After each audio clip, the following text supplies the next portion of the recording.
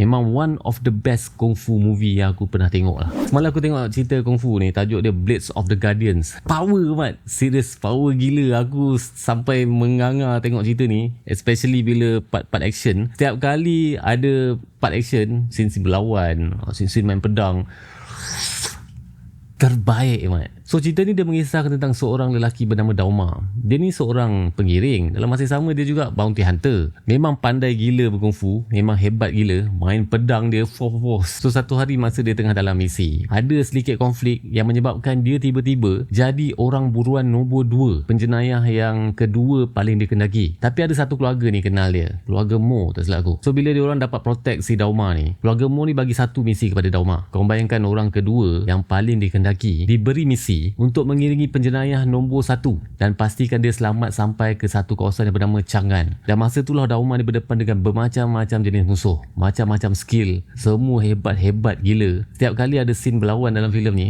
confirm korang akan menganga mat. Dia punya koreografi dia nice, lepas tu scene-scene, shot-shot dia cantik, dia punya CGI pula hai, memang best lah lain cerita ni. Especially kalau korang ingat cerita-cerita zaman kegemilangan, cerita-cerita kungfu dulu, cerita macam Wong Fei Hong punya zaman, filem kungfu lakonan Jet Li dulu masa muda. Oh zaman tu aku sampai pinjam videotape nak tengok cerita kungfu Jet Li ni. Lepas tu aku dah tinggal kan, tapi lepas tengok cerita ni memang betul-betul buat aku rasa nak tengok filem-filem kungfu balik. Memang one of the best kungfu movie yang aku pernah tengok lah. Sebab bila Dauma ni cuba nak escort orang nombor 1 tu, yang dikendaki, paling dikendaki tu, macam-macam konflik yang besar berlaku.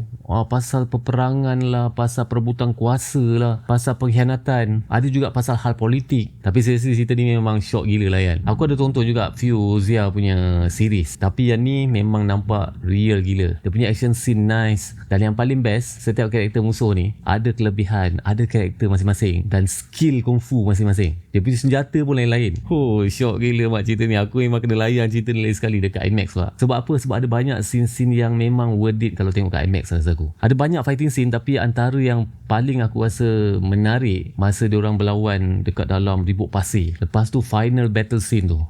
Tu ingat balik pun aku rasa macam ni memang ngam kalau layan dekat IMAX ni. So cerita Blades of the Guardians ni kalau korang nak layan, korang boleh terus pergi dekat Pawagam. Dah memang ditayangkan dekat Pawagam sekarang. Dan macam biasa rating aku untuk filem ni korang boleh tengok kat website Kotak Nyaman. Dekat sana korang pun boleh bagi review dan juga rating untuk setiap filem ataupun series yang korang dah tonton. So aku nak tanya dengan korang, adakah korang akan pergi tonton filem Blades of the Guardians ni? Ini kalau korang tak tengok, especially kau minat film action, memang rugi mat. Try tengok lah. Nyaman.